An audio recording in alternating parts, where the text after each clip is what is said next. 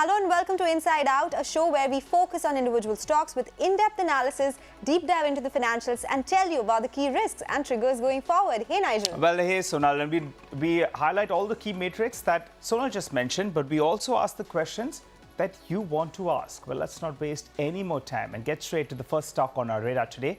Sonal, what do you have for us on Deep Dive? Okay, so Nigel, I've always been very curious about what Nazara Technologies really does. So I thought, let's get a deep dive and understand more about the business and get an insight from the management as well. Nazara Technology, first of the new age businesses to get listed 2 years back in March 2021. It saw a big surge, up 80% on the listing day, but since then there has been a one-way downtick. The company earns revenues via subscription, that is around 29% of the revenues, platform fees around 20%, ad revenues around 14%, and brand sponsorship and media rights at 37%. And in terms of the segmental breakup, Esports is 50%, gamified early learning is 24%, ad tech is 14%, real money gaming is at 5%, telco subscription at 5%, and freemium is at 2%. So let's now get in the management of the company to understand more about the business as well. Nitish, thanks a lot for joining us on the show today. The first thing that I want to ask you is what your revenue stream really is. Is it completely ad revenues? Can you split it up for us? And what is the revenue mix like? And will you change it going forward? So Nazara is, diversified by various revenue models. We cover advertising revenues, sponsor revenues, in-app purchase revenues, subscription revenues. So the way we built the company is to ensure that we have, strong diversification across a variety of revenue models. And, we keep monetizing across all these channels, depending on which monetization model is working in a particular geography. For example, subscription works really well in the US. We are able to monetize fairly well in the Indian markets today through advertising. So different revenue models work in different geographies and also in different products. But we're kind of covering the entire span of revenue models. All right, Nitish, but what about the expenditure that the business has to make? Break it up for us. Is it in buying new IPs, new technology, or is it R&D? See, Nazara has been, pretty active in mergers and acquisitions, and we have acquired some of the most popular gaming IPs. So we are very IP focused and very product focused. If you look at our portfolio of games that we have, Kidopia is, a top game in the US for kids in the age of 2 to 8. We recently acquired a few months back Animal Jam, which is again a very popular IP for kids in the age of 8 to 14. So we invest our capital in acquiring IPs, which we believe can be monetized over a long period of time. And Nazara can really scale up these businesses by providing more expertise on user acquisition, on better data analytics, and better marketing. So this is our fundamental approach to the business, aggregating IPs or having ownership of IPs. So that is very important for us. So that's a capital expenditure for us. From an operational expenditure, I think one of the largest expenses you will see is user acquisition. We spend significant amount of money, acquiring users to come and experience our products, acquire access to our products. So I think that's an important expenditure that we do. But we are very careful in terms of how we approach this. We are very unit metric focused. So we only spend money acquiring users that we can afford to, and that is extremely profitable for us. We usually have a metric of 2:1. So for every, let's say, 100 rupees that we spend, we should be able to make a net of 200 rupees back within a reasonable time frame. That's largely the metric that we try and look at internally while spending money on customer acquisition. All right, thanks for that. We'll come back to you in just a bit. But Sonal, you spoke about different segments. But what really is it that the company does in each of the segments? Okay, it's a lot of segments, right? So let me break it down for you. In the esports segments, which is the biggest one, company earns revenues via media rights, brand sponsorships, in ads through advertisement networks, of course. In the gamified early learning, they have subscription-based fees here. In real money gaming, there is a platform fee collected from skilled games played on the platform. Freemium is where they earn it through in-app purchases and advertisements as well. Telco subscriptions is where they earn revenues from partnership with telecom operators, and ad tech, which is the third largest revenue contributor, it has fee-based revenue structure for the company. So let's take this ahead. Nitish, I spoke about a lot of segments. Which is the highest margin business for you? How often can you take price hikes in subscription-based businesses, and will it remain like that? So our gaming IP businesses are our most profitable businesses today with higher margins. The esports business is a low margin business simply because it's growing at a very fast rate and in a space where we are market leaders. Nazara today has over 80% market share in the Indian market. So we are obviously reinvesting a lot of our margins into growth and strategic leadership. Coming back to the gaming IP businesses, whether it is within the gamified learning space or the freemium space, we have games like Kidopia, Animal Jam, World Cricket Championship, which is a fantastic franchise around cricket. These are very profitable businesses for us. Just to give you a perspective, our cricket game WCC is generating upwards of 25% EBITDA margins already. So we see these businesses as the consumer base scales, as the revenue scale, they will turn out to be even much higher margin generators for us, and we're already seeing that happen. Okay, let's focus on esports then. How do you plan to grow it? What about margins in not-win businesses? They're dependent on new IPs as well as on offline businesses. What is the rate at which this is done, and what does it mean for margins? Nazara is betting that esports is going to become the number 2 sports in our country after cricket, and at the rate viewership is growing, at the rate customer interest in this new emerging sport is growing, we are very sure that in the next 2, 3, 4 years we will achieve that very fast. And you can imagine a number 2 sport in a country like India is going to be a massive revenue generator and a massive value creator as well.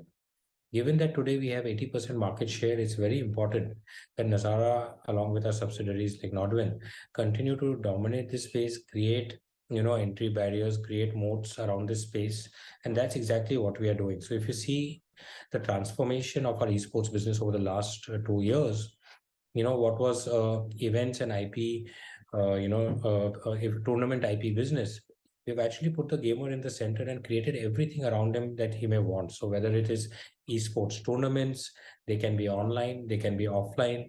It is esports entertainment content. We launched something called Playground, which is the big boss for gaming season 2 now in association with Rusk Media, which is doing extremely well. We have offline gaming accessories. So we have Wings, which is, the number 1 online selling accessory in its category for gaming audio headsets. So we have we have mobile gaming recharges, we have publisher relations in the esports space. So we're kind of panning the entire spectrum of what a esports gamer in India would want, and we want to make sure that we are there at every touch point. I think that's what we are growing, this whole esports ecosystem. We are dominating this the esports ecosystem, and we believe this will be a very large value generator for us. As we achieve scale, this business has grown, upwards of 80% year on year in the last 9 months, if you see, reported on our Q3 numbers. And I believe that this will continue to grow very fast. At the right time, we will see, especially as media rights take off, we will see this business also become highly margin accretive. But that is not a priority in this business. Strategic market leadership in the esports space for Nazara is number 1 priority today. All right, we got that, but you didn't mention the margins in not-win business. So it's low single-digit margins at this point of time, and like I said, it's a conscious approach and decision we have taken. The basic decision is, let us grow our esports revenues and strategic leadership, but let's not make losses, let's not burn money, so let's remain profitable. If the margins right now are diluted, that's perfectly fine. We can scale them up at a certain level. I think over the next 2-3 years, what you will see is, as esports becomes a top spectator sport in our country, you will see the media rights around these properties and around the esports tournaments significantly increase in value. And I think a lot of that will flow into the bottom line. So we are very hopeful that these single-digit margins over the next 3 years, become larger. Very difficult to estimate what they will be today, but that's what we are working towards. Okay, let's talk about ad tech, which is the third biggest vertical for you. What is your take here? Global ad tech is $700 billion business. How much is Dataworks here, and what kind of growth rates are you looking at? So Dataworks for us has grown over 50% year on year. So it's on its own self is growing at a very rapid clip, and we are very happy because again, it's a profitable company generating good EBITDA margins and generating its own cash flows, and those are the type of businesses we really like to operate. Now on Dataworks, it's a little bit under $20 million run rate business. Uh, you know, like you yourself said, the ad tech business is so large that there's a huge room for Dataworks to grow within its own business that it operates today. But there are also multiple levels of synergies with the entire Nazara gaming ecosystem. Ad tech becomes important for gaming in multiple places, including monetization of games, including user acquisition, including first party data of users. So I think there are multiple levels that we are integrating with Dataworks.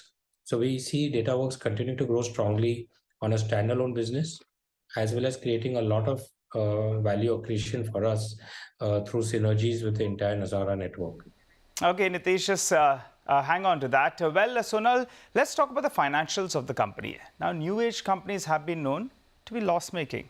What's it for Nazara? Okay, it has been profit-making for a long time. Growth has been decent as well in the business. In 9 months of FY23, companies' revenues are more than that of FY22. And they've been focusing more on revenue growth. Margins, they have been under pressure in 9 months at 10%, which compares with 15% in FY22, which is led by higher OPEX and investments. 9 months PAT is almost equal to FY22 PAT, or maybe a slightly higher. Now, let's talk about balance sheet, because cash in the books of the company is at 660 crore rupees, and this is something which gives comfort to investors as well. So, Nitish, let me ask about the growth plans for you. How much will you actually be growing by from here on, and what is the margin outlook for you? I think 20-25% should be the minimum growth case for us year on year.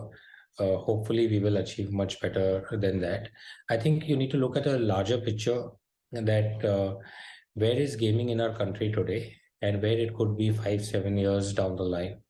I think if you look at that picture and look at where Nazara is, right, through a diversified portfolio of products, IPs, businesses, market leadership, and key markets in the gaming like esports, key emerging trends, I would say, like esports. All of our businesses are cash flow generating. We have a very strong DNA to generate tangible cash flows, be profitable. I think if you overlap this with the overall tailwinds in the gaming industry, I think we are only getting started. Also, Nazara has a history of over 2 decades, which means that we have the ability to persevere, to pivot in a fast changing environment, and gaming is based on technology which changes very fast. I think we have the fantastic DNA and experience to take advantage of these opportunities. So I'm very hopeful that we will bring it all together to ensure that we can continue to deliver fast growth, which is driven alongside profitability. Let's focus on your revenue mix then. You get close to around 40% of revenues from India, 60% is exports. Will this continue, or will there be a bit of a change out there in terms of revenue mix? We see both segments continue to grow for us aggressively. At some point of time, I think the Indian revenues will significantly accelerate as the propensity to pay in India increases much more. The consumption is already very high. So I think there will be a catch up that India may grow. If you were to zoom out 5 years, perhaps India revenues could be majority for us. But at this point of time, we are aggressively growing both Indian revenues and global revenues. It also helps us again from a diversification basis. Some of the products, it helps us to launch products in the US market where we can get the monetization right. We can compete with the best in global markets, and get a product right over there, and then bring it to India. We are doing it with products like Kidopia, and I think that will be also very successful in India.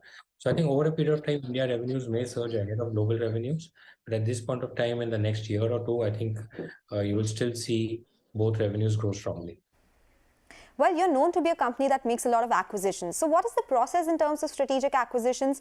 How does the management decide which company to invest in and the typical process around it?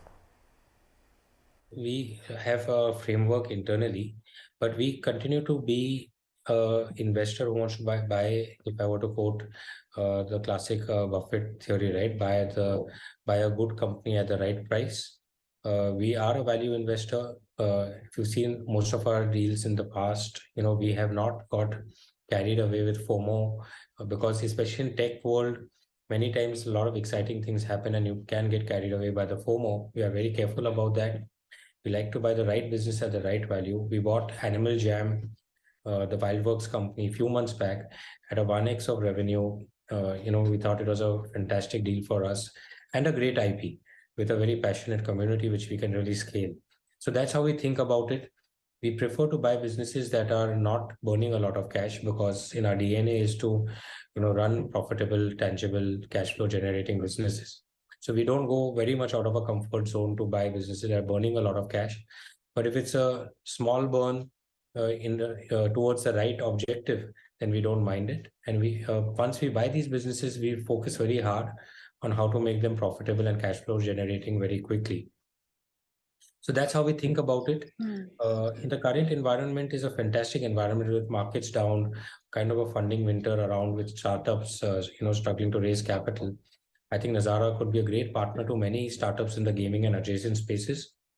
And also we could get very good opportunities ourselves. So we are very actively working on, new opportunities in this space.